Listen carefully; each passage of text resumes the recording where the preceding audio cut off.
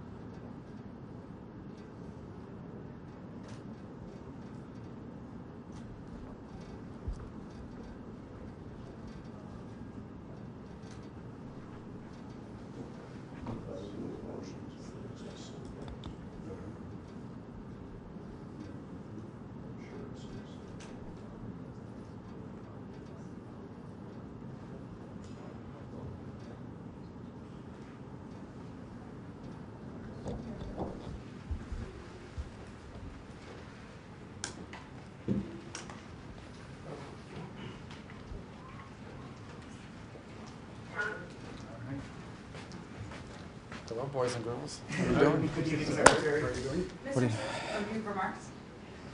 Should I? No, I'm sure we'll cover it all in your questions. Go ahead. What was your message to the Russian foreign minister today, and what is the Trump administration's strategy now to end the Ukraine war? Well, our strategy is to continue to engage all the parties that are involved in finding an outcome to this conflict. We will engage any time that we have an opportunity to do so, like we did today. I echoed what the president has said, both disappointment and frustration at the lack of progress in peace talks or in a path forward. So we'll continue to engage. We shared some ideas and comments, which I'll take back to Washington as early as this evening in terms of calls and reflected, and perhaps there's something to build on there. So, but it was a frank conversation. It was an important one. We had it, and we talked about some other items as well and related to the war in Ukraine, but that was obviously the first and foremost topic that we discussed. And look, the president's been pretty clear. He's disappointed and frustrated that there's not been more flexibility on the Russian side to bring about an end to this conflict. We hope that can change. And we're going to continue to stay involved where we see opportunities to make a difference. Without speaking for the foreign minister, which I know you don't want to do. Which foreign minister? This one. Oh, Mr. Lavrov. Yes. Yeah, without speaking for him, did you get the sense that they're moving towards flexibility? Or yeah, I'm not going to characterize our conversation other than to tell you that I expressed what the president has said publicly, which is that we feel as if we've dedicated a lot of time and energy to this matter, and just not enough progress has been made. We need to see a roadmap moving forward about how this conflict can conclude. And then we shared some ideas about what that might look like, and obviously I'll take that back to the president here as early as this evening, and hopefully there's something that we can build on there. But we'll find out. A couple of months ago you said that what was necessary to end this war would be a conversation between President Trump and President Putin, but there have now been multiple phone calls between the two of them, and yet the war in Ukraine goes on. Does this speak to any weakness in terms of the president's ability to negotiate an end to this conflict, or why does it persist despite them having spoken? Well, this is a war that the president inherited, right? He got elected and it had already been going on, and no progress had been made to that point towards peace of any kind. In fact, there had not even been any meetings between the Ukrainians and the Russians for quite some time. So while there's been some humanitarian exchanges made, obviously that's our goal here, is to end this war and any role we can play. So this is not a war that started under President Trump. It's a war that wouldn't have happened had he been president, but now it's here. And we'll continue to engage and do everything we can and hopefully make progress. As I said, and I've said repeatedly, look, if we see an opportunity to make a difference in this, we're going to take it and we're going to pursue it. And that's what the president has done. And he deserves tremendous credit for having multiple phone calls with leaders from both countries and anybody else. Mr. Secretary, Russia has launched its most massive attacks in the last 3 days, and you of course saw your counterparts today. Are you willing now to put stronger sanctions on Russia? Well, the president has said that that's an option that's available to him, both under existing authorities, but primarily if the Senate and the House can pass legislation that gives them the opportunity to do that. So we've been engaging with Congress on what that bill would look like. Obviously, the president needs flexibility on how those sanctions would be applied and when, because it gives them, maximum leverage in any conversation and negotiation. So he has talked about that as being a real option, and now obviously we've been engaging with the Senate in particular over the last week on what that bill will look like, and the leaders of both chambers have said that they're prepared to begin to move forward on that. We've expressed this to the Russians weeks ago. We told them that the moment would come where something like this could happen, and we'll continue to express it because that's the reality. But has the moment come or not yet? Well, I mean, again, that's the president's decision to make. He's frustrated by the fact that more progress has not been made. Mr. Secretary, there were reports earlier this week that you and the president were unaware that the Pentagon had made a decision to at least temporarily halt the arms shipments to Ukraine. What's your take on that decision by the Pentagon, and what is your general take? Well, I think that decision's been, that decision unfortunately was mischaracterized. It was a pause pending review on a handful of specific type munitions. That, frankly, is something that is logical that you would do, especially after an extended engagement that we saw both in defense of Israel and in defense of our own bases. And so it was a very limited review of certain types of munitions to ensure that we had sufficient stockpiles. And it's typical when you do these reviews that there's a short-term pause, because if, in fact, the review comes back that you have a shortage, you can't pull it back once it's been sent. But generally speaking, aid to Ukraine continues along the schedule that Congress appropriated. Which types were paused?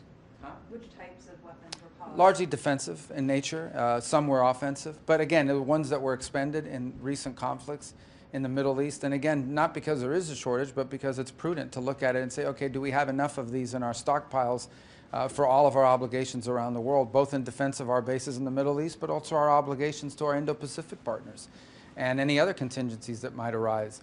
But in the end, I would say that the overwhelming majority of of military aid that the United States provides Ukraine has never been paused and continues along the same schedules that it's been. I think there's a broader issue unrelated to the pause, and that involves the defense productive capabilities of the West, not just us, but of Europe. As an example, one of the things that the Ukrainians need is more Patriot batteries. There are Patriot batteries available in multiple countries in Europe, yet no one wants to part with them. So I hope that'll change. If in fact that Ukraine is the priority that so many countries in Europe say it is, they should be willing to share batteries that right now they don't have a need to use. So hopefully we'll be able to convince some of our NATO partners to provide those Patriot batteries to Ukraine, because there are a number of countries that have them, but no one wants to part with what they have. So perhaps that'll change. That's important. Mr. Secretary, you mentioned wanting to see a roadmap for how this conflict can conclude. What concrete ideas have you presented, and how did Russia respond in this meeting? Well, again, these things are best negotiated. I don't want to in private, and that's how these things generally work. There were some ideas exchanged today, some viewpoints that they expressed to us that I'll take back to the president for his consideration, and hopefully it will lead to something. I don't want to overpromise. I mean, again, as I said, this is a conflict that's been going on now for over 3 years, and as has already been pointed out by one of the questions here, we've seen an acceleration of attacks. I think it's probably the largest drone attack in a city close to the Polish border, actually, so it's a pretty deep strike.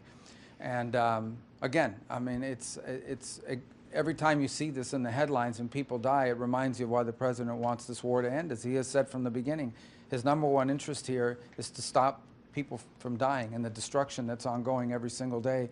They're going to be having a conference, maybe it starts today if I'm not mistaken, about reconstruction and the rebuilding of Ukraine. Every time one of these strikes is launched, the price of reconstruction goes up, right? There's also the destruction of the country's capabilities, the country's economic capabilities that has to be added to this. But obviously the loss of life is something of great interest to the president. It's important to note that since January of this year, as an example, just to give you on the Russian side, they've lost 100,000 soldiers, dead.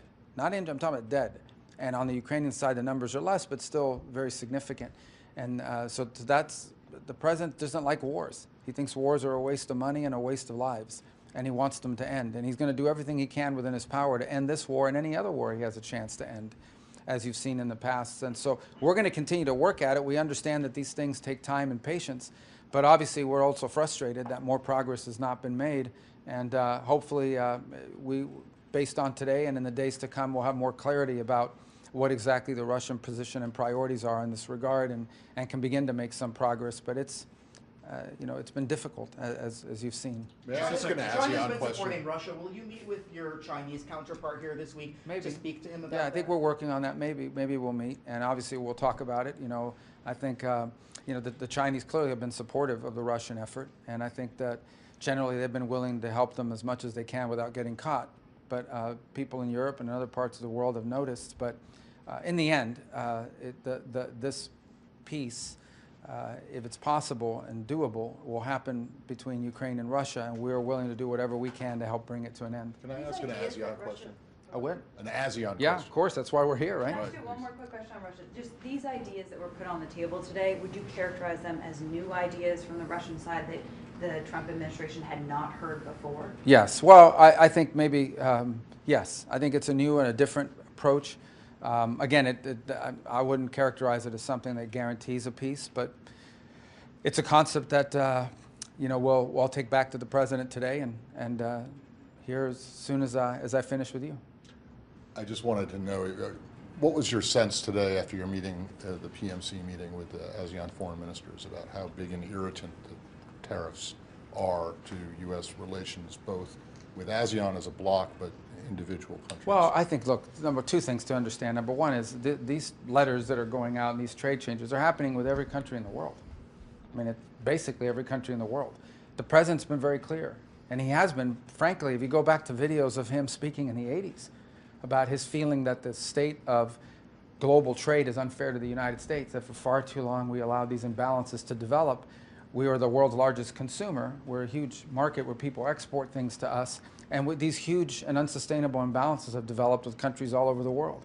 And so this is a globalized effort to reset U.S. trade in a way that's beneficial to the United States, and not just in dollars and cents, but also in our own domestic industrial capacity. So this has been made clear to countries around the world.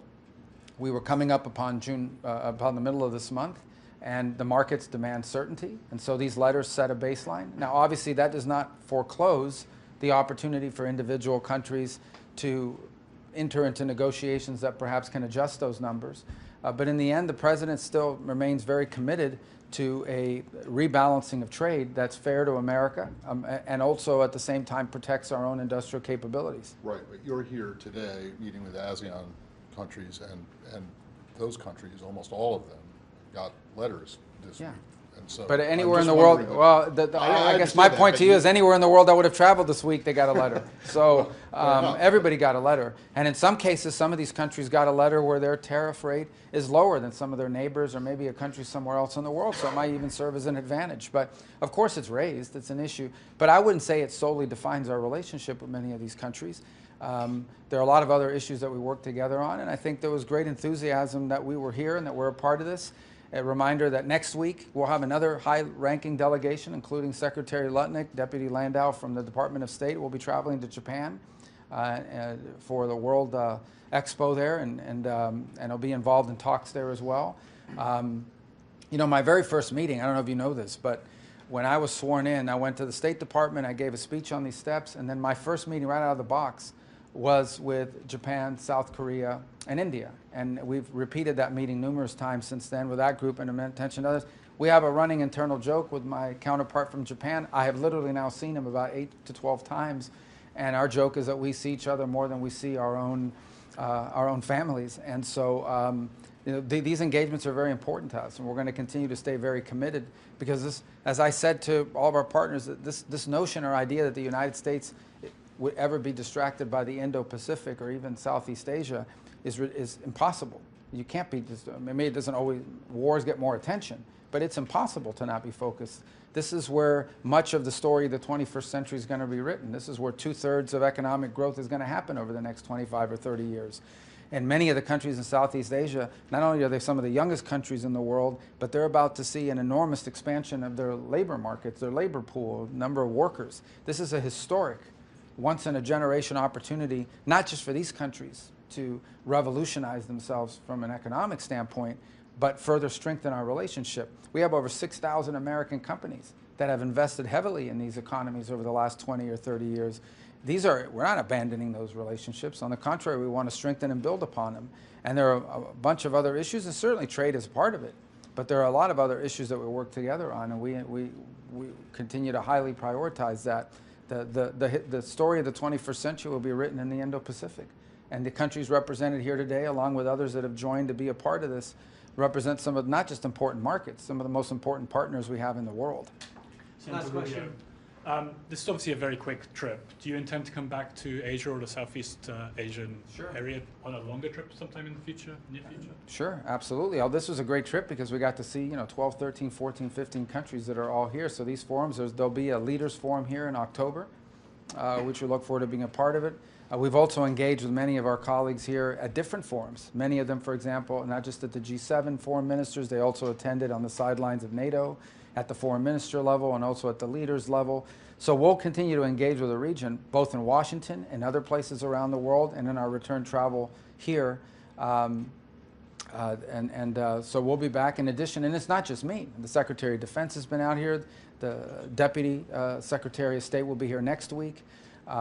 So we'll look for other opportunities. Obviously, the Leaders Forum will be here in October as well. So we'll be here, we'll be engaged as we do every single day. Secretary, there's a review right now by the administration of the AUKUS deal that the last administration forged, and I think that raises some questions among Asia-Pacific allies and partners about the U.S. defense commitment here in Asia. What do you say to people who... Well, look, anytime a new administration takes over, there's a review of all policies. I mean, policies are a review doesn't necessarily mean you're against it. We did a review at the State Department of our diplomatic presence around the world because I wanted to know which consulates and embassies could be adjusted both in their size and in their presence, could we consolidate a presence. We did a review. We haven't closed any embassies, but we did a review. So just because you're reviewing something doesn't mean you're going to necessarily act on it. It means you're a new administration and you want to take an audit and an account of all the policies that you've inherited and policies, how they've changed since the last time you were in office when it comes to the Trump administration. So, but our policies on AUKUS have not changed. Thank you. What else? That's it? Are you hopeful on a Gaza ceasefire in the next few days?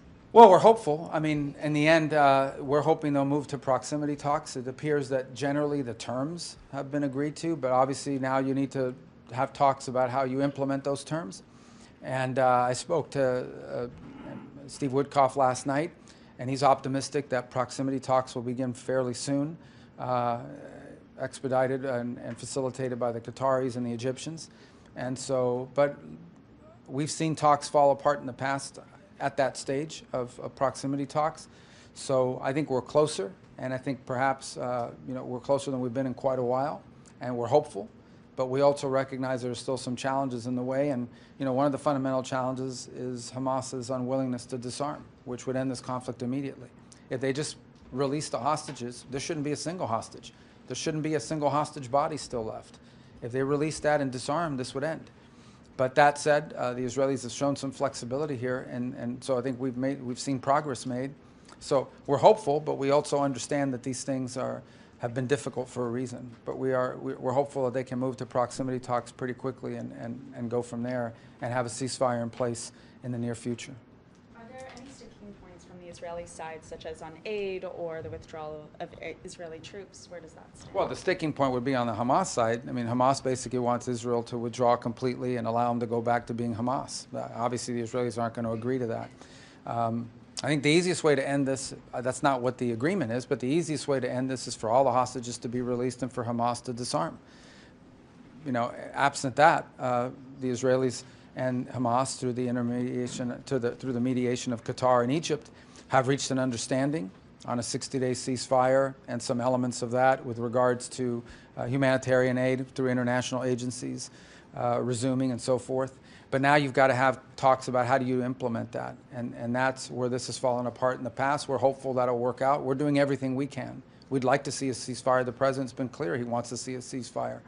And we've invested a lot of time and energy. I know Steve Woodcock works hours every single day on this topic alone. So we've invested a lot of time into that. We'd like to see it happen. Okay? All right. AI impersonator review, anything you can say about who is behind that? No, I mean, it could happen to anybody. I mean, especially if you're a public figure, they just got to get enough. Like they could take the interview out of here today and change it around. So, but you know, as soon as I found out about it last week, I referred it to the FBI, diplomatic security, and others. It won't be the last time you see me or others, for that matter. Maybe some of you will be impersonated. But it's just a reality of this AI technology that's going on, and it's a real threat. How did you find out? Oh, somebody called me. It was a senator that called me and said, "Hey, did you just try to reach me?" And actually sent me a voice recording. It doesn't sound, it doesn't really sound like me. Maybe you fell for that call, you know. But maybe there was a better one that I didn't see, you know. But it was on Signal, right? So does this? I don't know raise how they got it, or if questions? it was a voicemail. No, it doesn't matter what Guys- form you use. I mean, it doesn't matter if it's Signal or anything There else. are more secure methods. That in Signal, you can create an account with an email address, and that was one of the reasons that they were able to reach out to people and then use the voicemail messages to imitate your voice. I've had people in the past ask me if I texted them. Like within days of becoming Secretary of State, I had foreign ministers calling the State Department asking if I had just texted them. So I don't know, guys. This is just the reality of the 21st century with AI and fake stuff that's going on. It's generally I communicate with my counterparts around the world through official channels for a reason, and that's to avoid this. You know. Do you have any sense of who the perpetrators are? No, I mean, you're not going to have any sense. The perpetrator is somebody with an AI software. That could be anybody in the world.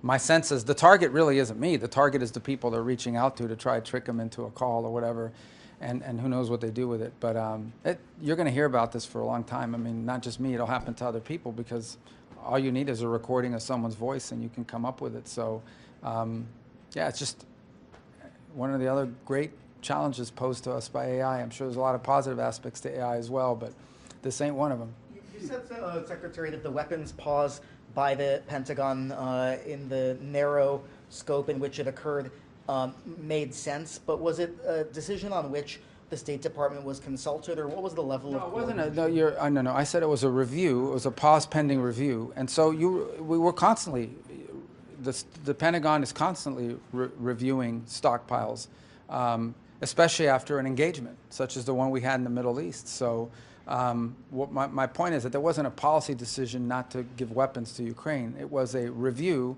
in which certain munitions were temporarily paused for that review and for that purpose. And this reporting out there that there was no awareness of it is not true. Now, but no policy decision was made. In essence, no one ever said we're not sending weapons to Ukraine.